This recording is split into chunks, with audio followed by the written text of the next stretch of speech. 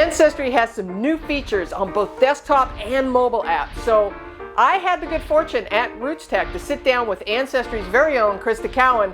She gave us the scoop on what's new at Ancestry. All right, so clearly Roots Tech, there are new things to talk about, so take it away. Tell us what you got going on over there. Okay, the big announcement at Ancestry, of course, is the StoryMaker Studio.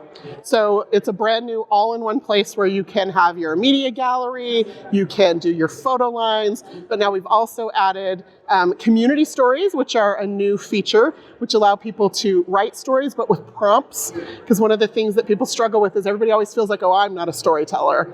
I'm the story keeper, but then they never share those stories, and those stories don't ever get passed on. So super excited about that. Is that app only, or is that also on the... So right now, you can view it on both a web browser and the mobile app, but you can only create in the mobile app. We're working to get that over to the web browser experience this year. Any other new announcements? Yes. So we also, this last year, we released Side View, where you can see, I know, right? AncestryDNA. We can tell you parent 1 and parent 2 with your ethnicity and with your match list. And what we announced is that coming this year, we'll also be able to do that with genetic communities and with traits. So super excited to be able to apply that Side View technology to other parts of the DNA experience. Okay. Yeah. Very and then the other new DNA announcement is we now have a DNA compare feature. So one of the things that people have been asking for is, how do I put side by side myself and my siblings and see who got what bits, right? And so now we can compare up to 10 matches at once, and you can see exactly who got which ethnicities, who got which communities. Okay. So for example, I have 56% British Isles, right, and I can compare to see that my brother only got 42% of that, and my other brother only got 27% of that, but my sister got more than I did. So you can compare to see who got what bits of ethnicity and then who got which communities. So my grandmother was tested. She has 7 communities. My dad only inherited 2 of them, and I only inherited 1 of them. But 2 of my siblings have both of my dads. So collectively. Right? So just to kind of compare across to see who got what. Yeah. So what do you see on the horizon? For DNA, there's some really cool things. When you start thinking about side view technology, you can split parent 1, parent 2, but what if you could do that for another generation, right? And so, the science, right? Right, to be able to the grandparent level. So I think our science team is really working to figure out and what matters, what makes the success in that is how many people have tested. So 23 million people are now in the AncestryDNA network, which means we have enough data to work with to see if some of these kinds of discoveries are possible. And as more people test, it becomes easier and easier. Yeah, get tested. Test the older people first, though. Yes, right? Yes, before it's too late. So really exciting with DNA. And then we've got some great things happening in the historical record space as well. So last year, Ancestry published 5.2 billion records. It was our largest year ever. Wow. It brought the total number of records on the site to 40 billion. And this year, we're projected to publish 3 times that. Oh, that's awesome. And it's all because of just some of the new technology coming out. We were able to index the 1950 census in 9 days because of handwriting recognition. I know. I've talked to Family Search and MyHeritage, and now you, about that collaboration. That was amazing. Mm-hmm. You guys rocked it as far as getting that done. We were thinking 30 days, maybe 45 days. 9 days? That was amazing. Yeah. So bravo. And now we're going to be able to take that same technology, now that it's been proven, and apply it to all kinds of record sets. So we're going to be able to get records from more places, records possibly in languages we weren't previously able to get indexed by the human technology that we have had available, a bigger breadth of record, and of course, this faster pace than ever before. How cool is that? I know. What about those little bits that you haven't shared with anyone else? I do know that I think one of the things that I announced in my What's New at Ancestry presentation is we have this new feature that's coming out this year called Infor Request. And I'm super intrigued by how it's going to work. So here's the scenario in my head that I see myself using it. Every time I have a family reunion, I'm always scrambling for weeks before the reunion, trying to get family members to give me updated information so I can get the chart print to hang on the wall at the reunion. And getting that information from people is kind of a struggle. And then some people I'm texting, some people I'm emailing, some people I'm calling and writing it down on scraps of paper.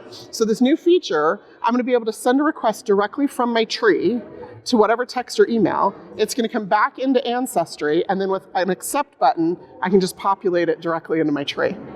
Nice. So super excited to be able to just collect, because I think a lot of times we think about the ancestors and going back in the tree, but I find it just as significant of a process to keep track of the living family members, what babies are being born, who's getting married, because when I show up at the family reunion, if you're missing somebody on that chart on the wall, it's heartbreaking. It's so sad, right? And I'm always throwing pens at people and saying, write on the chart. I have no problem with that, but I want to make sure everybody's included.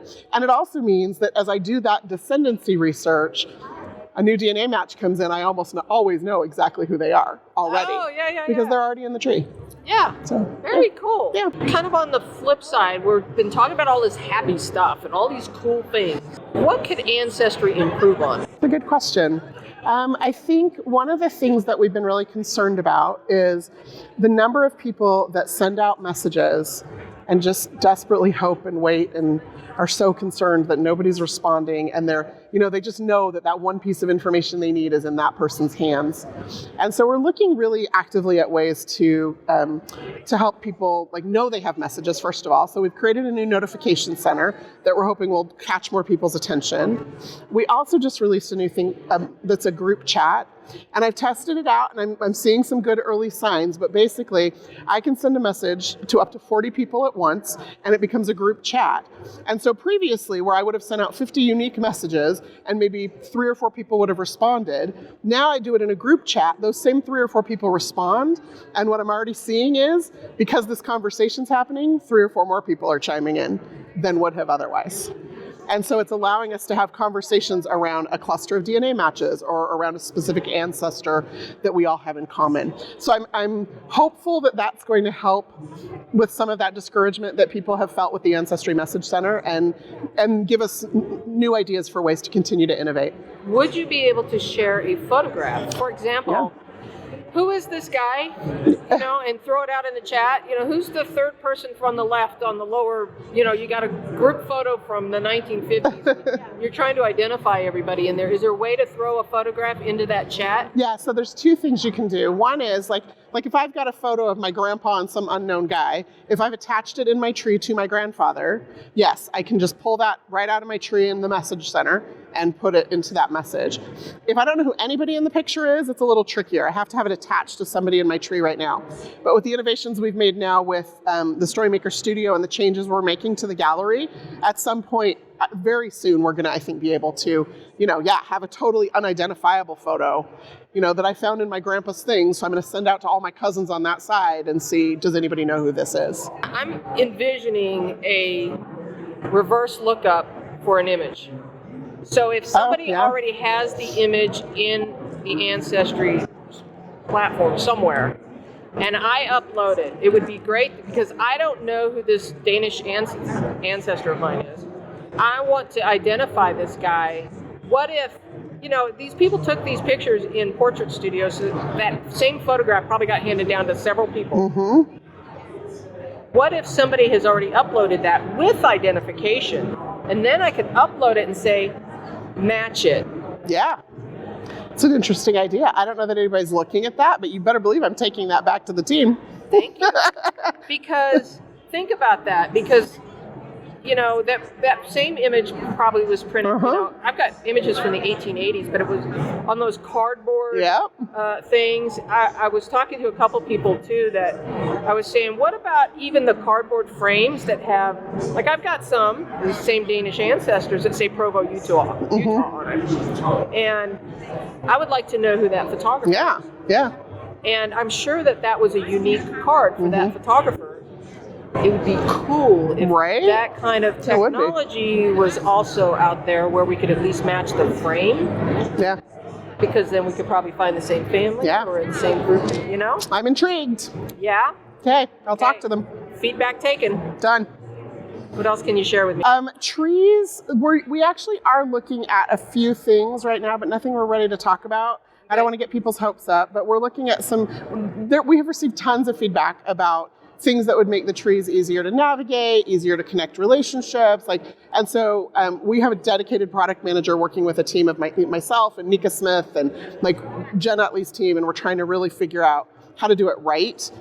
That's one of the challenges with innovation, right? Is you want to do it fast and get it out to people, but in family history, you do it fast and you get it out to people, and then if you change it 6 months later, you're giving people whiplash. So we try to be really thoughtful and get a lot of feedback before we put something out, and so that's kind of the stage we're in, but we are looking actively at that with trees. I think one of the best tools you guys have come out with is the MyTree Tags. Right? People do not use them enough.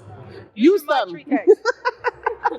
We're starting to use this more and more, especially with floating trees, when we're floating branches or floating individuals. So do you see that a floating tree or a floating person becoming a regular tree tag? Because we have to do a custom tree tag. Yeah, it is a custom tag now. It's an interesting idea. We haven't expanded the list because we had the custom tags, and so I think just having people to continue to use that.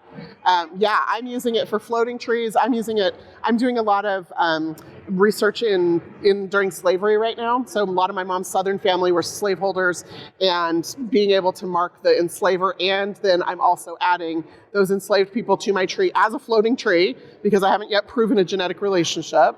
So they get the floating tree tag, but then they also get the tag that denotes them as an enslaved person. And my hope is, as a descendant of those people who perpetrated that, to be able to make them more findable for their descendants. And so adding them to my tree and making sure they have those appropriate tree tags and can be found is really important to me. I love that. Aren't you excited to be back here in person? Of course, yes. Yay! All the hugging. Wanted to kind of do some rapid fire questions. Let's do it. The brain's not working on third day. Yeah, true. As quickly as it could. All right, so I'll throw in a couple. Favorite census record? Well, the 1950 census right now. Of course. Yes, so lots of new discoveries. My dad's name is spelled wrong. My mom missed it by 2 months. Oh, really? But yeah, even showing my mom the neighborhood where her parents lived with her older sister at the time, she literally walked me up and down the street on the census telling me about every family because she grew up in that neighborhood. If you had a special story that you have found in newspapers. I do. Yeah, tell us about it. A little scandalous. We all have scandalous. And somehow the newspaper prints them all. Right? That's where the gold is in newspapers. Yeah, so we'd grown up with the story that my great-great-grandmother had been abandoned by her husband, left with 2 children to raise. But what we didn't know was that before the divorce was final, he had run off and gotten married to someone else. And word had gotten back to her attorney, and he had it splashed all over the front page of the newspaper that this bigamist was being charged. The divorce went through very quickly after that. That's a fun one. Yeah, so newspapers have been some of my best tools. I've found murders. I have found all kinds of things. What's fun is, even back in the day, when something scandalous like that happened, a lot of times it hit the AP, and you'd find that same story in 50 different newspapers. So it's really, really kind of cool. Well, I appreciate you spending the time today. Of course. I love spending time with you. Thank you. You're so welcome. Well, I hope you found that helpful. If so, give it a thumbs up so that you can help me grow the channel. And, I will leave a link in the description box. If you are not an Ancestry member, I highly recommend it. They are not a sponsor. There's no, sponsorship going on here. I just happen to love the platform. So if you like it and you are not a Ancestry subscriber and you want to give it a try, I'll leave a free trial in the description box below this video. There are more videos about Ancestry over here for you.